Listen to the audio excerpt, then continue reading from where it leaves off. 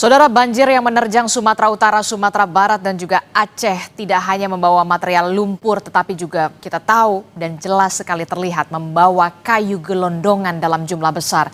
Bahkan tumpukan kayu itu menutupi salah satu dusun di wilayah Gampong Gedumbak, Langkahan Aceh Utara, dan juga menutup aliran Sungai Garoga yang melintasi desa Anggoli dan Batang Toru, Tapanuli Selatan, Sumatera Utara. Lantas sebenarnya dari mana asal ribuan batang kayu itu? Apakah berasal dari runtuhan alami atau memang benar ada keterlibatan aktivitas manusia? Kita akan bahas di pagi hari ini bersama dengan narasumber saya. Sudah hadir melalui sambungan daring, Guru Besar Fakultas Kehutanan dan Lingkungan IPB University, Profesor Bambang Heru Saharjo. Selamat pagi, Prof. Bambang. Ya, selamat pagi Mbak Adisti. Ya, Prof. Bambang, saya langsung mau tanyakan saja. Kalau kita sudah melihat secara jelas visual yang ditampilkan begitu banyak sekali kayu-kayu yang kemudian hanyut bahkan menutupi ruas jalan dan juga sungai. Jadi ini benar karena memang keterlibatan aktivitas dan kerusakan hutan di sana.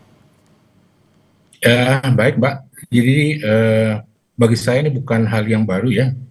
Karena dulu pernah terjadi juga kejadian di Bahorok ya, terus sekitar tahun 2003, di mana pada saat itu juga loh besar juga sama seperti sekarang juga, dan juga yang kasus di Mandalawangi Garut juga mirip juga, sehingga berdasarkan apa yang saya lihat begitu ya, di sana ada gelondongan yang sudah bergergaji, ada yang tanpa kulit, dan kemudian ada juga yang terangkut dengan akar-akarnya. Dan melihat kondisi di hutan ya, di kawasan hutan yang dilaporkan oleh media termasuk Kompas juga, saya sampai pada kesimpulan tidak mungkin kayu-kayu seperti itu ada tanpa aktivitas manusia. Jadi kalaupun katanya reruntuhan, mungkin itu berada di bibir jurang ya, ketika bagian atasnya itu sudah digerus gitu, sudah ditebang dan sebagainya. Tapi intinya memang itu adalah aktivitas manusia yang dikaitkan dengan kegiatan pemanfaatan kawasan hutan. Begitu Mbak. Oke, jadi secara jelas Anda mengatakan ini memang karena adanya keterlibatan aktivitas manusia dan korporasi di sana. Ya betul Mbak, jadi ada aktivitas manusia di sana, betul. Kalau kita melihat ya, Prof. Bambang, di harian Kompas yang terbit hari ini, hutan Sumatera lenyap. Bahkan hutan di Aceh, Sumatera Utara, Sumatera Barat ini menyusut 1,2 juta hektar atau lenyap hampir 100 hektar setiap hari selama 3 dekade. Betul. Siapa yang harus bertanggung jawab, Pak? Yang pertama adalah pihak yang terkait dengan kegiatan pengelolaan itu di lapangan, gitu ya. Yang juga mereka yang mempunyai izin, ya, yang memberikan izin. Ya, dan kemudian juga seperti diatur dalam Undang-Undang 18 2013 gitu ya, pejabat yang tahu pun ya, kalau dia tidak bertindak maka itu bisa dikenakan sanksi begitu. Kemudian saya informasikan juga, saya bulan Oktober kemarin turun ke Mentawai begitu ya, dan lihat persoalan di lapangan. Ternyata meskipun mereka legal katakan menggunakan PHAT begitu ya, tapi ujungnya gitu ya, itu masuk juga kawasan hutan. Jadi benar yang disampaikan oleh media termasuk Kompas juga, seakan-akan bahwa ada areal yang memang dia dilegalkan gitu ya, dijadikan tempat untuk money laundry atas aktivitas yang dilakukannya di dalam kawasan hutan seperti itu. Dan sekali lagi ya, menebang itu tidak hanya sekedar begitu kita perlu kemudian ditebang, ada regulasi yang mengatur itu, misalnya izin penembangan kayu dan sebagainya. Prosedur itu harus dilewati, termasuk nanti setelah ditebang mau diapakan kayu itu, gitu kan ya. Kita tahu ada SPLK, kemudian ditebang ukuran seperti apa begitu, ya. Dan kemudian sisanya itu digunakan seperti apa. Nah, yang ilegal ini yang sangat mengerikan. Kita saksikan belakangan juga beberapa informasi terbaru yang langsung ditangkap itu memastikan itu gitu. Jadi dia tidak peduli itu karena dia tidak izin ya, ilegal, maka apapun dilaksanakan. Nah, ketika ada pemicu begitu ya untuk menunjukkan perbuatan mereka di lapangan, misalnya dengan melalui hujan kemarin itu yang luar biasa, maka itu ditampakkan. Jadi sebetulnya tidak ada yang bisa disembunyikan. Begitu Mbak Adisti. Oke, kalau pertanyaan saya kemudian seperti ini, sudah separah apakah kemudian hutan kita di Sumatera? Apakah ini memang sudah terakumulasi, memang sudah bertahun-tahun lamanya? Menurut saya iya, seperti saya katakan tadi, kejadian itu sudah lama juga terjadi ya, karena beberapa kali saya menangani kasus misalnya di Taman Nasional Gunung Leuser, Hmm. itu saja itu ditebang dengan diameter besar, alat berat pun masuk. Belum lagi di kawasan lindung, dia nggak pakai pakai apa pesawat itu dan sebagainya. Hmm. Saya juga ikut menangani kasus juga misalnya di Aceh, kebakaran di beberapa tempat itu di daerah apa namanya kawasan Leuser, kemudian kawasan apa konservasi di sana itu. Jadi tetap berjalan, apalagi juga khususnya di Sumatera Barat. Bolak-balik kan terjadi seperti itu, tapi ya sayang kadang-kadang apa namanya agakumnya itu tidak muncul gitu ya. Ini yang menurut saya juga harus segera ditegaskan bahwa memang negara itu tidak boleh kalah berhadapan dengan para pembalap-pembalap ini, gitu Mbak. Oke, negara tidak boleh kalah begitu ya. Tapi kan kemudian kalau kita Betul, lihat ya, memang sebenarnya aturannya sudah jelas begitu ya.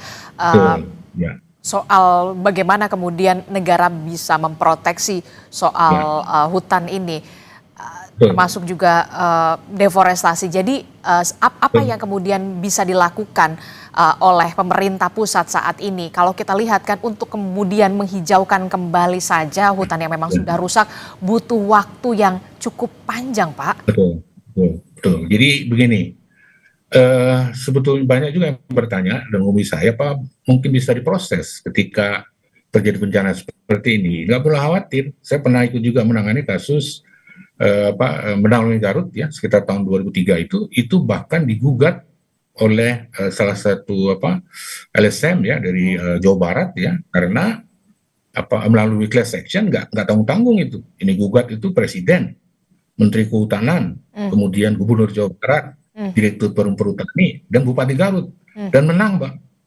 Dan itu menunjukkan bahwa sekali lagi ya semua pihak juga harus sadar diri juga bahwa kewajiban mereka itu ada begitu, tapi kalau misalnya kewajiban itu tidak terpenuhi dan terakumulasi seperti inilah produknya itu. Pertanyaan nakalnya kemudian adalah apakah kita harus menunggu seperti sekarang ini juga kemudian kita sadar bahwa perusakan sudah terjadi begitu ya dan kemudian butuh waktu. Dan satu lagi terkait dengan pemulihan itu tidak sesederhana itu, Mbak. Semua itu pasti akan melawan nanti ketika akan diproses. Maka menurut saya itu harus melalui proses persidangan. Nah, sehingga dari situlah kemudian diyakini bahwa yang bersangkutan itu nyatakan bersalah dan dia juga pada akhirnya nanti punya kewajiban untuk memulihkan. Betul sama Mbak Andisi tadi bahwa memang butuh waktu, tetapi apa boleh buat ini harus segera dilakukan gitu Mbak. Itu Mbak Adisti. Oke, terkait dengan kita tahu kan polisi juga sudah menaikkan kasus ini Ya, ke tahap penyidikan, khususnya di betul. dugaan kasus kayu gelondongan di Tapanuli Selatan. Ya, Bagaimana pandangan Anda soal ini? Eh, Apakah ini bisa kemudian mengungkap secara komprehensif sampai ke akar-akarnya sebenarnya dari mana asal usul tumpukan batang kayu tersebut? ya. Saya sepakat bahwa seperti yang Mbak Adisti katakan tadi bahwa penegakan hukum itu harus dilaksanakan dalam artian sesungguhnya. Untuk mengungkap itu banyak cara, Mbak ya. Kita bisa menggunakan mulai dari awal ya, diproses misalnya dengan melakukan pengambilan sampling begitu. Mhm. Kemudian kita juga menggunakan barcode. Nah, itu bisa itu dan kemudian kita telusuri menggunakan satelit begitu ya. Itu nanti akan terdetek dari mana datangnya, Hmm. begitu karena data itu ada. Dan saya mohon bahwa sejak awal ya mohon ahli itu dilibatkan. Hmm. Ya ini juga kan supaya publik juga terbuka bahwa kita semata-mata berniat untuk meminta Sama-sama. pertanggungjawaban Mhm. sama ya terhadap siapa yang berada di belakang ini semua begitu. Dan itu menurut saya dibuka saja Mhm. sehingga sama-sama termasuk juga Kompas TV juga harus memastikan bahwa proses itu memang berjalan terbuka gitu ya. Dan ahli sekali lagi semua dilibatkan begitu ya sehingga pada akhirnya kita tahu pasti apa yang sebenarnya terjadi. Tidak kemudian sebulan kemudian hilang gitu ya karena tidak ada orang lagi yang ribut gitu, tapi ini mudah-mudahan menjadi salah satu komitmen ini juga sampaikan oleh Bapak Presiden ya waktu pertemuan kemarin yang saya dengar dari beberapa liputan media. Begitu Mbak. Oke, tapi kemudian menjadi pertanyaan saya selanjutnya begini, sesulit apa sih Pak Ya. sebenarnya untuk bisa tahu ini asal-usul tumpukan kayunya ini dari mana dan siapa yang melakukan penebangan ini, korporasi mana, begitu. Apakah sesulit itu begitu?